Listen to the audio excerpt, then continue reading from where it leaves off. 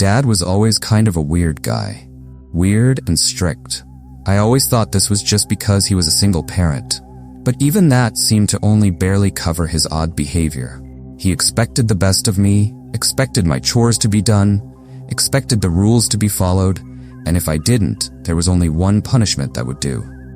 Dad never hit me with a belt, he never spanked me with his hand, he never took my stuff or put me in timeout. No, Dad had a different sort of punishment he used. He didn't introduce the jar until I was 6, and it was revealed with a lot of serious contemplation. I remember coming home from my first day of kindergarten and finding my dad sitting in the living room, the jar on the little end table where the magazines and rickrack usually stood. The jar may have begun life as a pickle jar. It always smelled a little of brine, and inside were beans. These were spotted pinto beans, the kind I had used on art projects and crafts since before I could remember, and I noticed they had been filled up to the brim. All in all, there were probably about 3 bags of beans in there, and a piece of scotch tape declared it to be my jar. "Take a seat, we need to have a very serious talk," he said, and I ended up just sitting on the floor of our living room and looking up at him.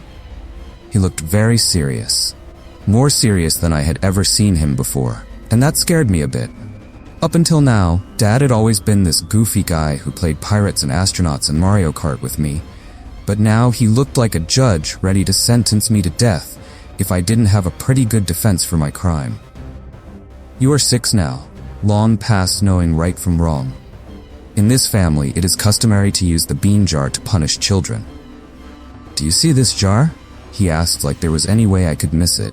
I nodded and he smiled, seeming pleased. "The bean jar symbolizes you. It is everything you are and everything you might be. So from now on, when you are bad or insolent or you disobey my orders, I will not yell at you or send you to your room. I won't do anything but take a bean from the bean jar." I almost laughed. Was this a game or something? Was I supposed to be scared of a jar of beans? This had to be another one of Dad's jokes. Dad was always doing stuff like this, telling me how the monsters in my closet could be kept away by a teddy bear, or that the cavity creeps would eat my teeth if I didn't brush them twice a day.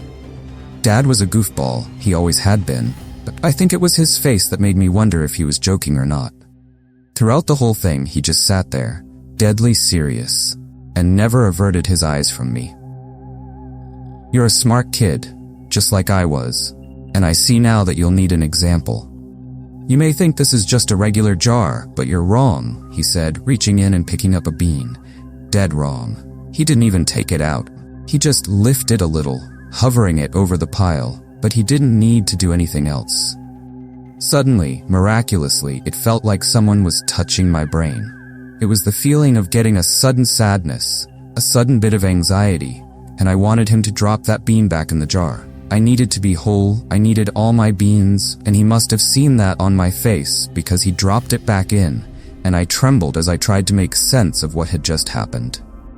"I'm sorry, but you have to know what's at stake here. You're my last chance. I have to make sure that you are perfect, and the bean jar knows perfection from flaw. My own father used this method, and his father before him. The bean jar is always used until the child's 18th birthday, or until all the beans are gone." I was panting when I asked him what would happen if all the beans were gone. He looked at me without mirth and without any sign of a joke or a goof. "You don't want to know." That's how we started with the bean jar. Dad didn't suddenly turn into an ogre or become a villain overnight. He went back to being the same guy he'd always been. We would play video games together, build with my Legos, and play pretend after school. My dad had never scared me like that before. He and I were always really close, but I remember how he would get when he had to take beans out of the jar. His face would become completely neutral, and he would walk to the jar and take out a bean before crushing it between his thumb and forefinger. The bean jar was utilized even for the most trivial of infractions. Forgot to wash my dishes? Lose a bean. Forgot to put my clothes away? Lose a bean. Stayed up too late on a school night? Lose a bean. There was no escalation either. There was never any difference between forgetting to clean up my toys or yelling at Dad because I was frustrated. It was always one bean at a time, ground to dust between his large, calloused fingers. He would look at me too with this mixture of pain and resolve once it was done, his stoicism only going so far. Those times he took a bean, however, were unbearable. It felt as if each bean were a piece of my psyche that he was turning to dust. As a child, every bean made me hyper-aware of my actions, but I was still just a child. Sometimes I forgot things, sometimes I was lazy, and sometimes I thought I could sneak around and get away with not doing what I was told. I was always caught, always punished, and I always fell into a state of anxious, nervous emotions once it was done. I hated the way it felt when he crushed those beans, and I didn't want to lose another one. I didn't want to lose them so badly that I trained myself to perform the tasks expected of me without fail. 5 a.m., start the laundry. 5:20, make breakfast. 5:30, wash my dishes. 5:40, dress. 6 o'clock, clean up my room. 6:30, backpack on, fully dressed, waiting by the door to leave. 3:10, get home, do homework. 4:30, clean house. 5, start dinner. 6, eat dinner when my father got home. 9 o'clock, brush teeth, take a shower. 9:30, bedtime. Every day, without fail, these things were done, or I would be one bean shorter. This manifested itself as a kind of mania in me. Not only did I have to get all my chores done, but I needed to get good grades too. After a while, good wasn't good enough either. What if Dad decided that C's and B's weren't good enough? I strove for all A's, and Dad seemed happy with my efforts. To the other kids, however, I was a weirdo, and I didn't really have any friends. Dad was my only friend, but it was a strange kind of friendship. Like living with someone who has schizophrenia and could change at the slightest inclination. I didn't have any real friends until high school when I met Cass. Cassandra Bigley was not what you would consider a model student. Her parents had high expectations for her, but she was a middling at best. She came to me because I was the smartest kid in school, at least according to the other kids, and she begged me to help her. I helped her, tutored her, showed her the way, and soon her grades improved. That was how we became friends, and how she was the first to find out about the bean jar. So, he just takes a bean out and crushes it? Yes, I said, not sounding at all mystified about the process. And, what, it means you have less beans? I thought about it. Dad had never actually told me what would happen, only that it would be terrible. When he takes out all the beans, then something awful will happen. Like what? Cass asked. No dessert for a month? I don't know, but I know that when he crushes those beans, it's like a piece of my sanity is mushed. I feel crazy after he smooshes a bean. I don't like feeling that way. I don't like it at all. I started crying. I hadn't meant to. I was 16 and I never cried anymore, but Cass didn't make me feel bad about it. She just held me while I cried, and eventually I stopped.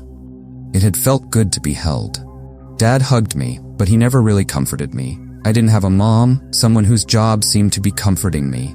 And as Cass held me, I realized what I had been missing all these years. I had been missing a mom that I had never even known. We hung out a lot after that, Cass and I. Despite our age, it never became inappropriate. She gave me something I had been missing, a friend without the threat of punishment looming over our relationship. The realization made me feel differently about my dad. He was still the lovable goofball that he had always been, but I started to see how our entire relationship hung under the shadow of that bean jar. As I pulled away, he became more sullen and more suspicious, and I saw him holding the bean jar sometimes as if he wished to smash them. If I wasn't misbehaving though, he couldn't. That was always the deal. He knew it, I knew it, and he knew that as long as I abided by the rules, he couldn't punish me. Despite how it will sound, Dad was never cruel about the bean jar. He never used it to take out his frustrations. He never came home and punished me simply because he'd had a bad day. The rules were established, we had both agreed to them, and I knew that by following them, I would be safe. I think, deep down, Dad really did think he was doing the best for me, thought he was molding me into something better than I could be. And I guess he was right. Though it wasn't fair. Not really. Then one day after coming home from Cass's, it all came to a head. Dad was supposed to be at work, so Cass and I came back to the house to play video games. She had never even seen a Super Nintendo, and she wanted to play some Mario Kart with me. We had come in, laughing and making jokes, when someone cleared their throat loudly, sending a chill up my spine and turning me slowly to find my dad sitting on the couch. He looked so much like he had the day he introduced the bean jar, and he was wearing that look of pain and resolve. You come home late, your chores aren't done, your homework is undone, and you have brought someone here without permission. Why have you decided to break the rules like this? I saw the hammer come down on the table, but I hadn't realized what he'd done until then. It turned the bean he had laid there to smithereens, and I shuddered as I gripped my head and moaned. If he noticed, he made no comment. He just brought the hammer down on another one, and I nearly vomited as a pain like no other went through me. He had lined up 4, 1 for each infraction, but he had never done anything like this. It had always been 1 at a time, and that had been bad enough. This, however, was unbearable. "Stop it," Cass yelled. "Whatever you're doing to him, stop." But he cut her off. He grabbed her under the arm and heaved her toward the door. "This is your fault. You've changed him, made him forget his purpose, but I won't let you kill him.